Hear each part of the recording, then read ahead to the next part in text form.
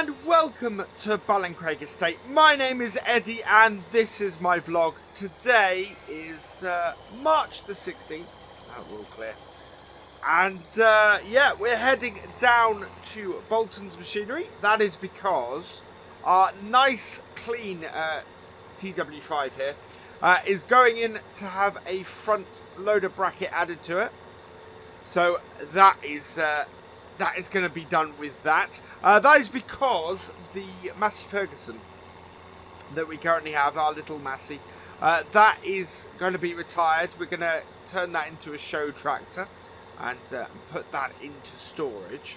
The TW5 here is going to become sort of our general use yard tractor. A little bit more powerful yard tractor we're going to have. And this is because up at the shop as well, we are picking up our brand new tractor. It has arrived and I'm so looking forward to this. We're going to immediately get it to work. And there she is. Up there. Wow. Look at that. Got that for an absolute bargain price as well. Gorgeous. Right, so we'll park this up here. And there she is, our fast track 4220. Sorry, this is a top of the range fast track. Awesome piece of kit, really beautiful.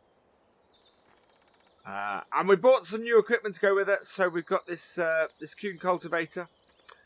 We've got a Lemkin subsoiler, a Kuhn seeder, and a Kuhn seed tank, which goes on the front.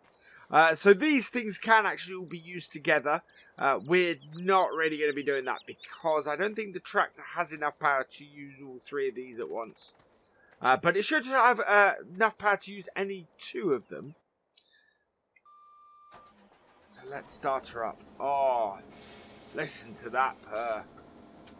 So yeah, as I was saying, this is more powerful than the one that we did our test on a little while ago. I'm going to put the front bit on this first because we only have limited space to manoeuvre. There we go.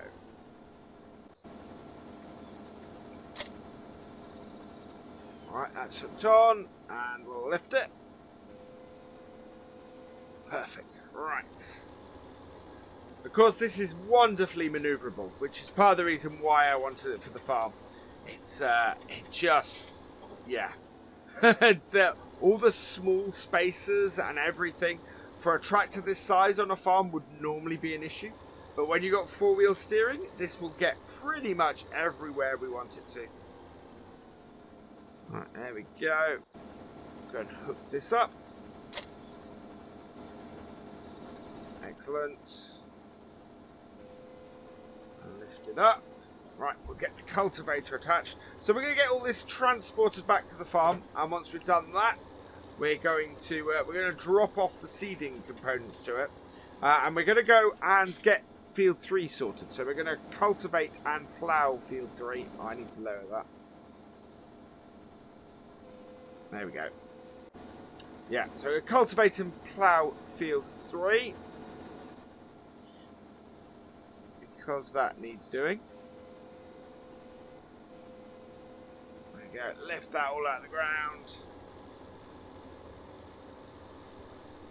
And yeah, will just be fantastic, this will, for this. For everything to just speed up this whole arable side of the farm, this will be perfect. I think we might be able to get some care wheels for this as well, which we don't currently have for any of our tractors, I don't think. Alright, let's hook this up. There we go.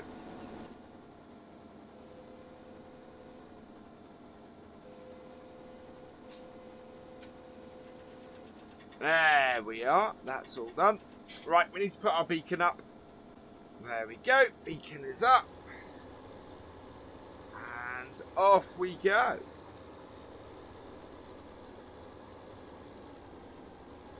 Right, turn our beacons on. Need to clear the gate post, and yeah, we are quite long. That's the other reason for this being quite useful, that it's as maneuverable as it is, because otherwise we couldn't move a piece of equipment like this around. It just wouldn't be possible. We're very, very long at the moment. I'm going to have to drop the front. Well, the thing is, I need to drop the front tank off fairly quickly. But the downside to that, of course, is that we're fairly rear heavy as it is at the moment before dropping the tank off. We're going to be really rear heavy once we've dropped the tank off. Right, there we go. There we are. Back up to the main farm. Right, I've got to be careful going around here. So, yeah, at the moment, while we're this length, it is really a case of being careful how much I swing round everywhere. Because the last thing I want to do is cause issues with this. Right. Oh. Yeah, we are way too long to do most things. Right, we're going to have to go into here, I think. And then back out. Carefully back out. Yeah, it's everything about this at the moment is too long. And I'm trying not to catch it on any of the buildings or anything. Right, so we're going to drop off our seed tank here. We'll turn it off. That.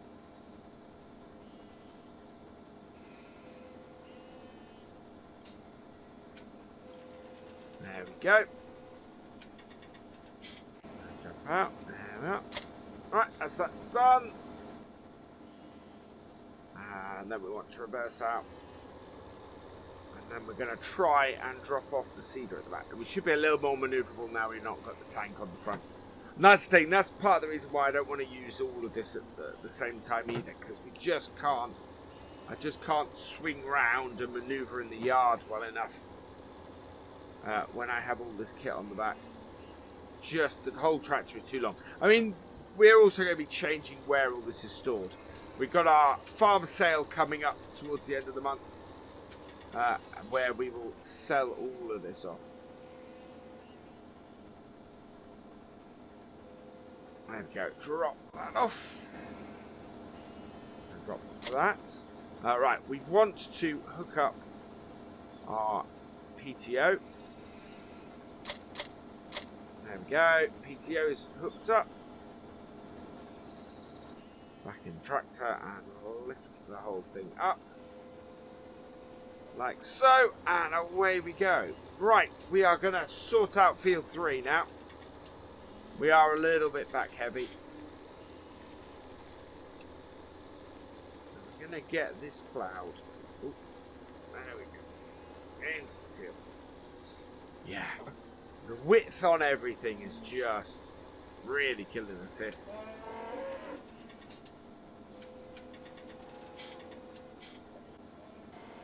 There we are. And away we go. Yeah, brilliant. Absolutely awesome. Look at that. Beautifully straight. And it's just handling it really well. I love that.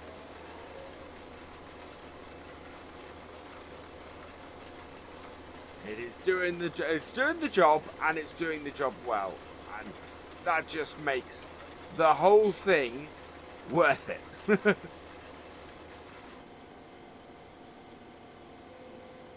Right, lift it all up, turn us around.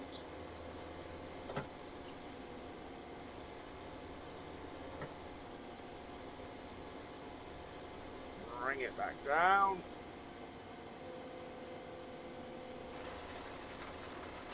And away we go.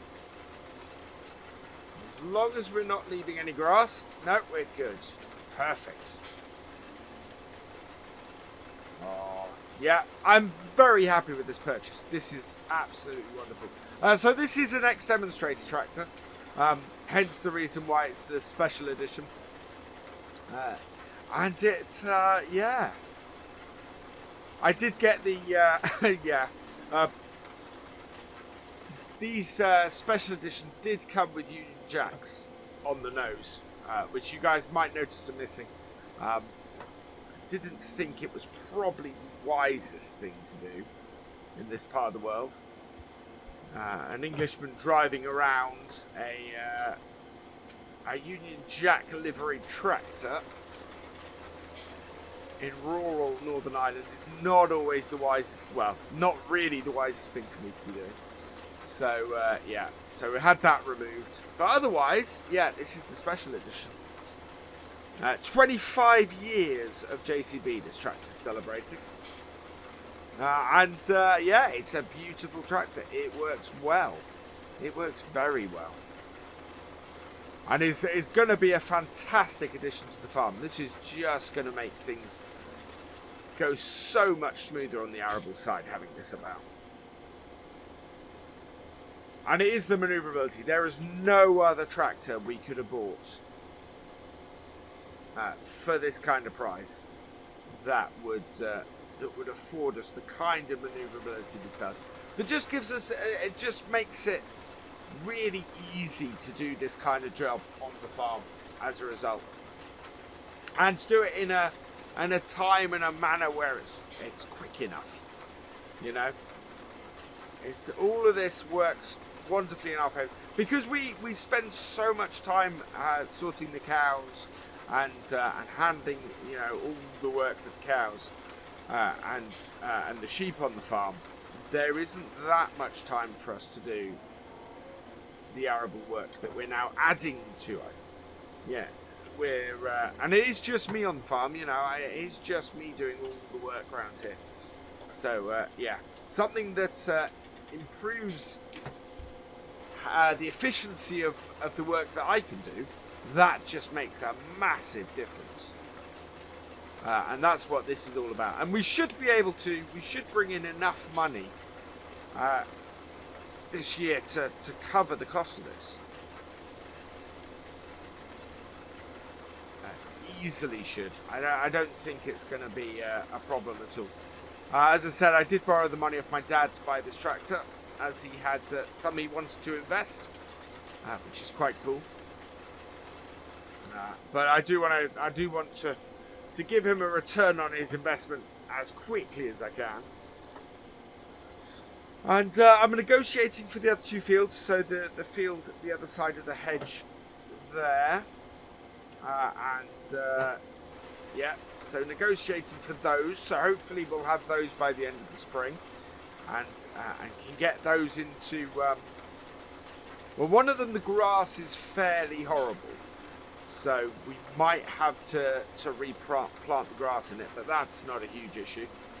The other, the grass is actually in pretty good nick, so I can keep that as a grass field. Or alternatively, I could make it another arable field.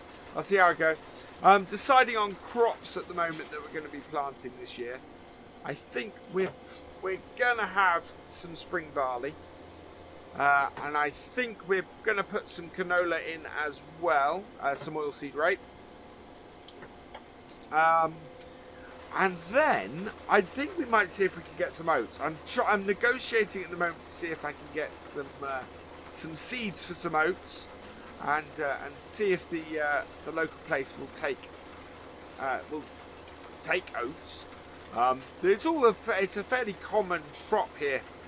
In Northern Ireland, so we should be able to sort that, but we'll see what happens. See if I can get it. See if we can. See if we've got the equipment that will handle it, which we should have. Left a small bit there. Let's just reverse up and grab that. Absolutely perfect.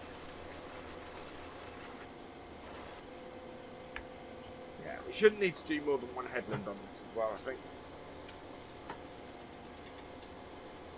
God, this is going to be a fantastic arable field, this is. But yeah, we're looking at crops we can handle with our current combine when it comes back. Because of course that is still with Matt having its overhaul.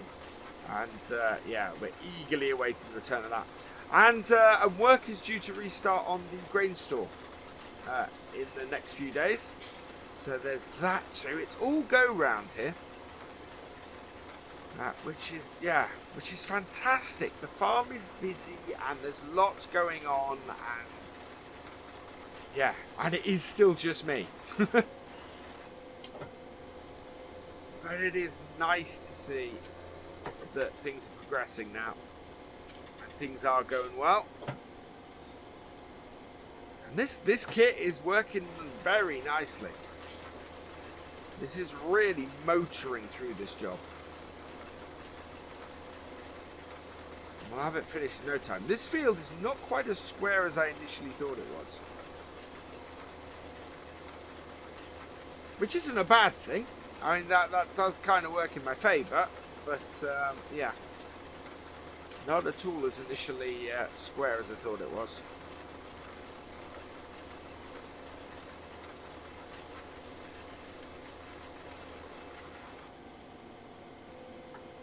Round we go. Yeah, because look at the difference of space that still needs to go up here compared to what's down the bottom end. Every time I get near the bottom end of the field, I think I'm nearly done, and then I come up the top and realise that actually I have quite a bit to go. Yeah, not a square field or a rectangular field by any means, despite what it looks like. We'll be down in this corner in a minute. Should be good. Half tempted to leave a sliver of grass up that side. But yeah, you guys getting the idea of what I'm doing here anyway. This is going to be a good arable field for us, and we'll be planting it in the near future.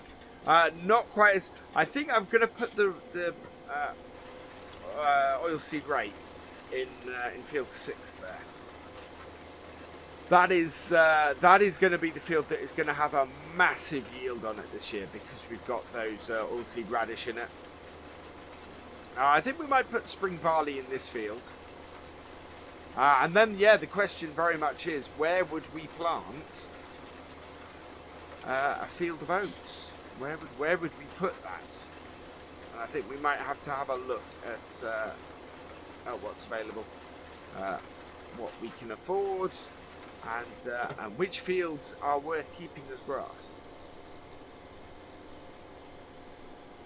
Given that we have field 7 newly planted with grass, we have field 10, and yeah, we have field. Yeah, and then we possibly have 2 more grass fields over here. So it really is a case of how much grass do I need? Do I want?